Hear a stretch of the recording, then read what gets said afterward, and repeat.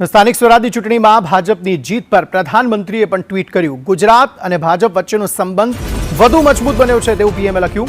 મહાનગરપાલિકા, નગરપાલિકા, તાલુકા પંચાયત, જિલ્લા પંચાયતમાં ભાજપનો ભવ્ય વિજય થયો।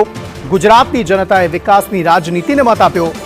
રાજ્ય સરકારના ઉત્તમ કામને ધ્યાનમાં રાખીને વોટ આપ્યો। ભાજપની વર્ષોની મહેનત, સખત પરિશ્રમને જનતાના આશીર્વાદ મળ્યા છે તેવું પીએમએ કહ્યું। આવનારા સમયમાં ગુજરાત નવી ઊંચાઈઓ પર પહોંચશે।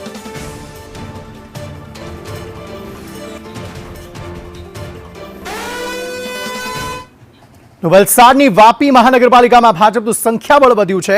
52 બેઠકોમાંથી 37 બેઠકો પર ભાજપના ઉમેદવારો વિજયી થયા હતા।